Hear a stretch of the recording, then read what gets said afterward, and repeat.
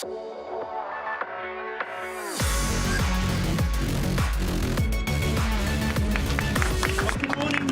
morning, everyone, and welcome to the 5th annual MyZone Hot Breakfast. My name's Emmett Williams. I'm the president of MyZone, and let me kick it off by saying thank you. Thank you for being customers of ours. If you're not customers of ours, thank you for being interested in the brand. We really do appreciate the support, particularly at 7 o'clock in the morning.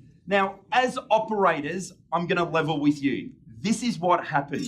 We booked 300 seats here. Like an aeroplane, we know we have a no-show rate. It's our 5th annual breakfast. We factored the no-show rate in, and I do not know what has happened to the no-show rate. It looks like everyone has turned up, and in addition to that, a lot of you know we've had a waiting list of 150 people now for this breakfast. We are humbled by that, so thank you so much for the support. Now, we have got a jam-packed docket for you this morning. We're going to break it into 3 parts. Before I go through those 3 parts, let me assure you, we will get you out of here on time. You see, there's a keynote speech across the road at 8:30.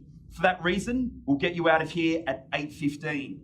Now, we've got very good reason to do so because apparently IHRSA are handing out an award this year, a very prestigious award, the Vendor of the Year. We don't know who it is, but it looks a lot like this. And let me just say that we're highly incentivized to get you all out of here and over to the keynote so that there is, so that we have a clap rather than crickets. I've mentioned the agenda's breaking into 3 parts. The first part I'll take care of. It will be the journey today, what we do, why we do it, and some of the insights from a quantitative perspective. The second part will be operators getting up here to share with you best practices and some gold nuggets that you can take back to the club next week. And the third part will be my business partner and CEO of MyZone, Dave Wright, who will get up to announce some of the features and products that we're announcing on the booth this week and give you a sneak peek into the roadmap. Okay, so let me frame up the content with this here, our promise. See, over the last 7 years in business, we have honed this. Every year we have developed it, and this is where we've landed. Our promise at MyZone, we promise to deliver a socially connected solution to engage and motivate people to develop sustained physical activity, ultimately creating a feel-good experience. You see, everything that we do at MyZone, product development, go-to-market strategy, you name it, it all orbits around this promise, which extends to the question, what have we done to date to deliver on this promise? Well, you see, we've got a product suite, and that product suite is made up of hardware and software that works in concert together to deliver on the promise. Let's break it down. It begins with devices.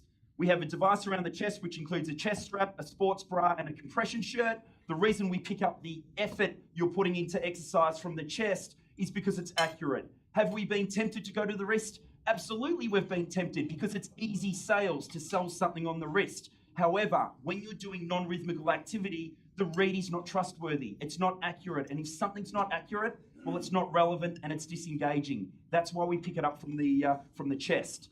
From there, we pick the. There we go. It sends the data up to the big screen of colours and numbers, dynamic feedback, calorie burn, the points, what zone you're in.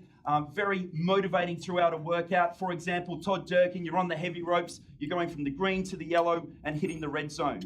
The way we do that is a simple receiver. It plugs into the back of the TV and it acts like a set of ears and it listens to all the heart rate belts in a room. One receiver would cover this entire room, as opposed to other systems where you would have multiple receivers around the club.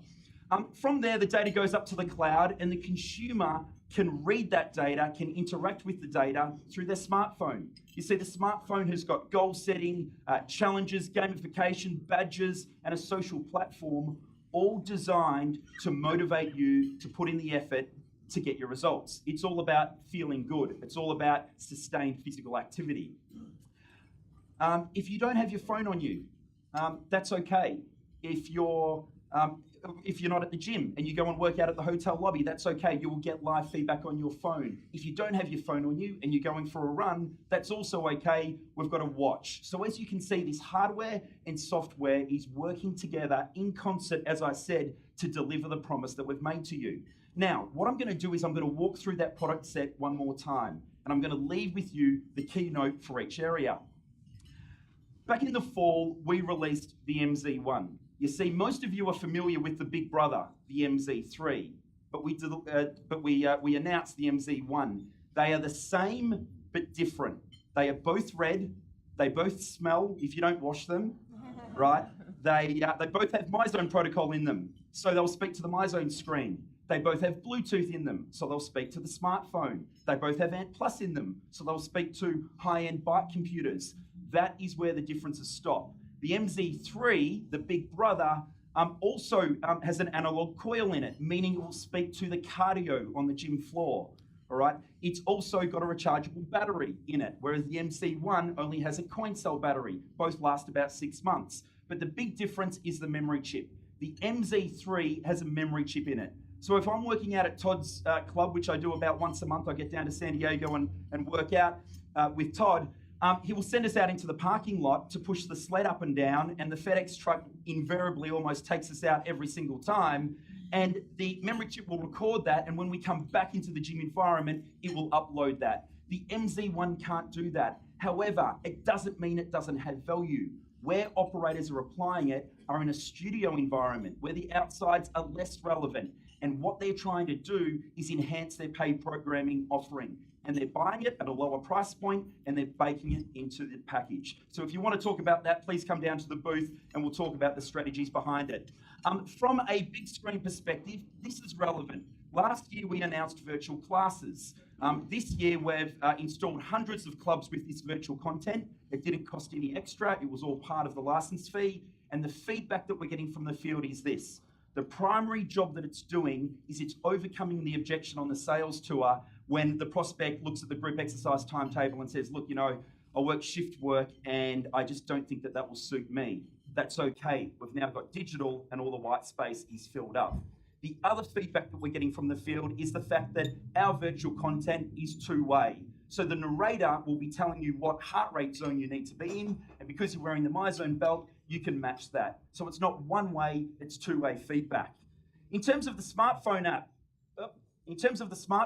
last year I went through a lot of data, if you were here and you recall it, showing this key point. I won't go through the data again now, but it was showing that the more engaged you are in the smartphone app, through liking comments, through commenting on other workouts, through participating in challenges, the more engaged you are, the more exercise you do. So my point of note here is if you're looking for a theme with MyZone in the second quarter, it is to connect everyone. Staff to connect with staff, staff to connect with members, members to connect with members using the app. 2 reasons. 1, we all do more when other people are watching. That's a reality. And 2, positive network effects. Network effects are where a network becomes more and more valuable with every incremental user added to it.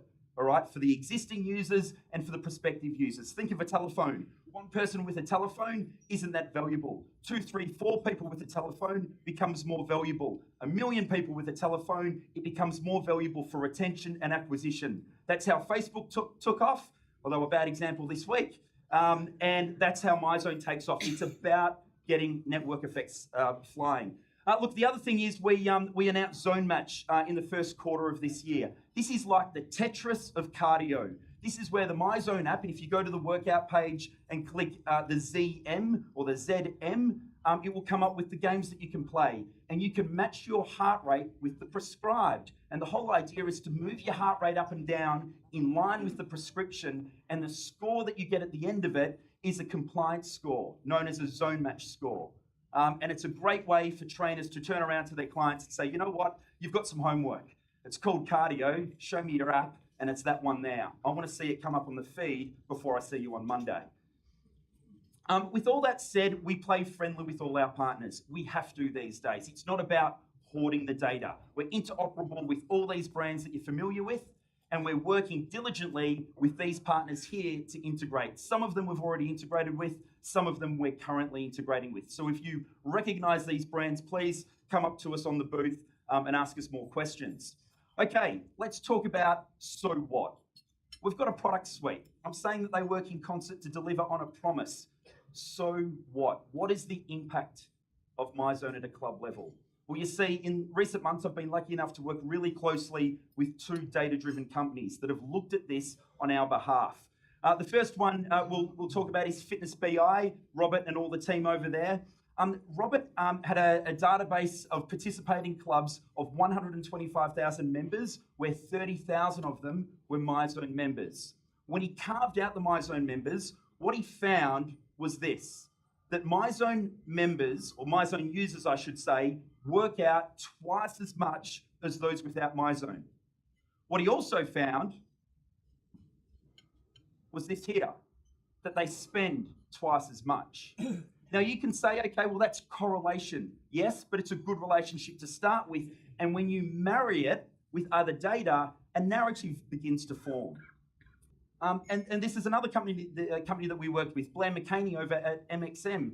Blair has done a study over 2 years with over 800,000 members at 400 locations. And then when he looked at MyZone, he took a sample size of 1,000 and looked at the effect of them. And this is what Blair and the team at MXM are saying. What they're saying is that fitness results are highly correlated with Net Promoter Score. If someone gives on a survey question a 9 or a 10 in terms of how satisfied they are with their own fitness score, they have a huge NPS, the green bar graph on the right. If they give themselves a 0 to a 6, guess what? A really low NPS score. So if you want to affect NPS, get your members to be satisfied with their fitness results. In addition to that, he found that those members that replied to the survey question, how likely are you to be, how satisfied are you with your fitness results and how likely are you to be a member in 6 months from now, those that scored 9 or 10 on fitness satisfaction were highly likely to be members in 6 months from now, and those that scored 0 to 6 were not very likely. Again, you can see a huge delta of 85 points when you net that score out. Okay, so what does that mean from a MyZone perspective? Well, when the question is asked to members, how satisfied are you with your fitness results? MyZone members, the black graph, the 8.0, the 8 is higher than the 7.6, and it doesn't look like that much of a delta. That's why we net scores out. We put them on a bigger scale so that you can see the delta. MyZone users on a net perspective have a delta of about 20 points. Much more satisfied with their fitness results than non-MyZone users. So as I close out, let me submit to you this. If you know what your outputs are, and your outputs, if we can all agree, a lifetime value, a net promoter score, and likelihood to be a member in 6 months from now, then what you know is that you've got to get your members and run them through the gate of satisfaction with their fitness results. Then you have to ask yourself the question, what are the drivers upstream that can cause that? And I propose to you that MyZone is a very strong causal factor in that from the data that I've delivered to you. So guys, that's enough from me now. We've got wonderful speakers to follow. So thank you for listening so intently. And I now introduce to the stage Emily Sopo, who will introduce the operators to the stage. Thank you.